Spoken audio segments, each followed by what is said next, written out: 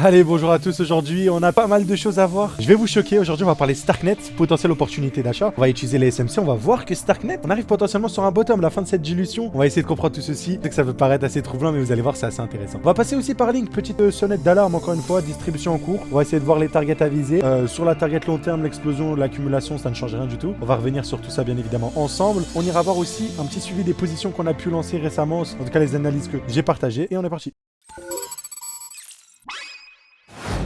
Bon, avant qu'on commence avec Starknet et Link, je vais commencer par quelques positions. Donc, Sui, celle-là, elle se passe bien, je vous le rappelle. Hein. On avait tenté la distribution ici, ok. Donc, à ce niveau-là, celle-là, on n'a pas pu avoir... non, je crois que c'était à partir d'ici, je sais plus exactement pour regarder la vidéo. Mais en gros, c'est concrètement, c'est là-bas qu'on explique. Ce que je pensais qu'il allait arriver, en fait, sur le cours, tout simplement. Donc, voilà. Et en plus, on a eu ces repositionnements. On n'oublie pas la tiers. Donc là, la tiers sera bientôt prise. Le stop loss va être bougé break-even. Là, pour le coup, ça s'annonce bien. Et on a potentiellement, du coup, un début de correction qui s'annonce sur le SUI. Deux possibilités, je vous le rappelle. Donc pour les plus frileux, qui peut être intéressant hein, si on parle... Bon, je vous dis pas de copier la position, ok. Je vous dis simplement que si jamais vous avez pris la position, voici comment j'aurais réfléchi. Est-ce que on veut prendre des profits à la tiers parce qu'on peut rebondir, repartir grâce à de l'imbalance? Est-ce que on veut prendre des profits quand on arrive dans la demand et on repart? Est-ce qu'on veut prendre des profits seulement quand on a le COS de l'accumulation? Et donc au lieu de prendre des profits genre dans la demand, eh ben on la prendra un peu à l'extérieur, mais quand on aura la confirmation d'une potentielle reprise haussière, ok. Donc ça pourrait être, imaginons que là on ait eu une distribution juste ici, et après là on a eu l'explosion, retracement, donc là on a distribué. Avant qu'on réexplose ici, et ben soit j'ai observé une réaccumulation là, soit j'attendais le COS du dernier high. Ça peut être une stratégie, ou si on a quelque chose comme ça, on aura juste un trail stop, ok, juste ici, qui coupera et qui coupera du coup en profit. Voilà, donc ça c'était pour notre ami Sui. Si on continue sur cette fameuse lancée, on va passer du côté order.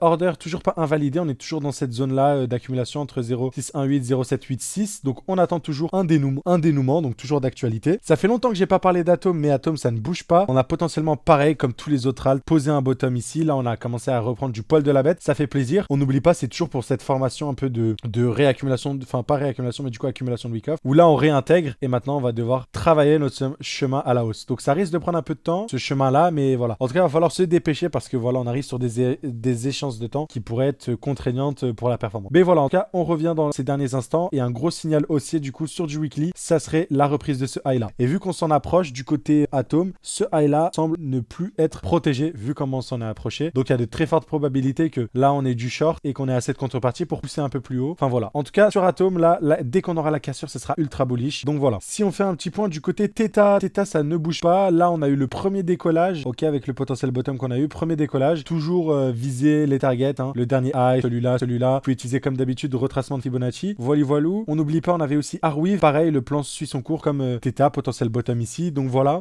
Tao, il y a eu un stopping. Ok. Donc voilà. Il y a eu un stopping dans la position court terme. Par contre, là il y a une nouvelle position qui est potentielle, c'est celle-là. Mais la position, si vous voulez safe, c'est stop loss ici. Ok. Si on veut pas manager le RR, stop loss ici, entrer là et viser du coup voilà, une extension de Fibo. Donc 1300, 1100 et au moins déjà le dernier ATH 775. Ok. Donc voilà, sur Tao, c'est à peu près ça la position. Moi, je tente des petits trucs comme ça, SL serré, etc. Des trades classiques quoi. Donc voilà. Je suppose que j'ai parlé aussi d'autres cryptos, mais j'ai plus en tête, donc on passe. Et voilà, donc c'était le petit récapitulatif. On passe du côté Starknet. Ça va être rapide. Starknet, en fait, ce qui est assez intéressant, c'est que le price action répond de lui-même en fait. Vous allez littéralement en daily et vous verrez que le truc n'a fait que descendre et les périodes d'accumulation comme celle-ci n'ont jamais eu lieu. Il n'a jamais eu de position d'accumulation. Donc là, la plage de prix qui est restée dans la même zone a duré 107 jours, qui est une durée assez classique. Mais genre, généralement, voilà, on reste 13 jours dans la même zone. Si je prends cette potentielle accumulation qui n'a pas offert de COS, c'est pour ça que c'est important, ok. On était sur 55 jours. Là, on est sur 107 jours et cette dernière nous a offert des COS avec des cassures comme ça sur du daily, ce qu'on n'avait pas eu auparavant. Enfin, voilà, légère cassure là, mais sans plus. Donc, on aurait potentiellement pu jouer cette dernière. Hein. Mais là, on est quand même sur un prix qui est resté plat et constant, en fait, pendant 107 jours. Donc, comme je le dis assez souvent, quand le prix est plat, ennuyeux, c'est le moment de s'y intéresser. C'est vraiment un classique, si vous voulez. Et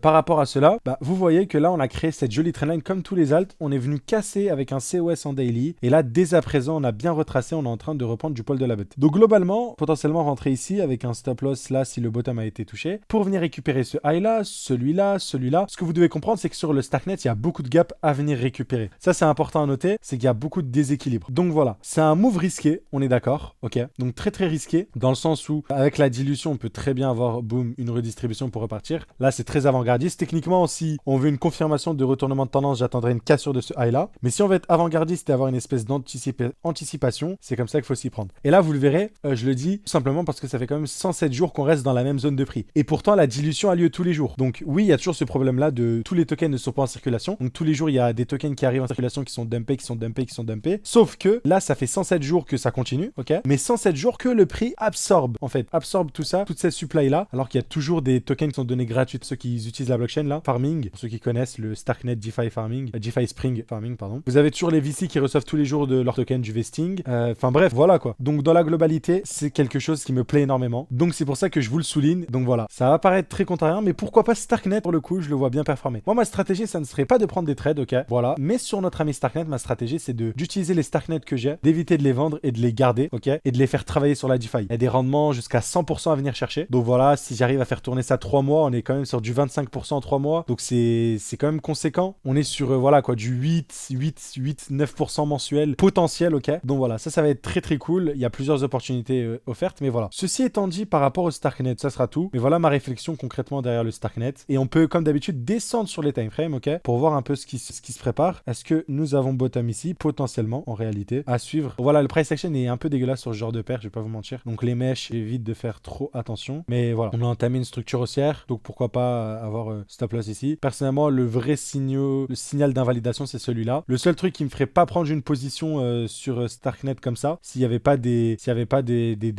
programmes, si vous voulez, pour générer des rendements sur la DeFi, sur la blockchain, voilà. Mais ça donnerait quelque chose comme ça. Pour combler au moins ces gaps-là, ces grosses FVG qu'on a laissées, et celle-là aussi. Donc voilà, c'est déséquilibre du marché. Donc maintenant, on peut passer du côté Link. Rien de confirmé encore. Ce que je vous montre ici, c'est une potentielle distribution. Pour moi, le signal baissier arrivera ici. Par contre, si on va voir un signal baissier, si vous voulez, donc là, on a déjà la jolie mèche. Maintenant, on veut des grosses bougies rouges qui viennent casser ça, ok. On veut une accélération baissière. Je veux pas simplement genre un retrace, etc. Et ensuite, on rebondit. Je veux vraiment une accélération baissière qui vient casser ce lot-là pour avoir un potentiel signal de distribution. Là, en l'occurrence, si je vais en daily, on semblerait avoir posé un bottom et là, on semblerait vouloir faire un plus haut. Et du coup, c'est potentiellement pas une distribution, on est juste en train de faire des plus hauts. Sur du 4 heures, sur du 2 heures, ça ressemble à une distribution. C'est pour ça que, en fait, quand je vois ce high là qui a été fait et cette prise de liquidité, c'est assez baissier et je m'attends à ce que dès qu'on vient de casser là, on vient de s'accélérer vers le bas. Pour aller faire quoi? Du coup, sur du daily, potentiellement pas marquer le bottom ici, ok, et d'aller chercher encore une fois un peu plus bas, par exemple des gaps ici, de l'imbalance qui serait comblé en fait avec la fair value gap, ok.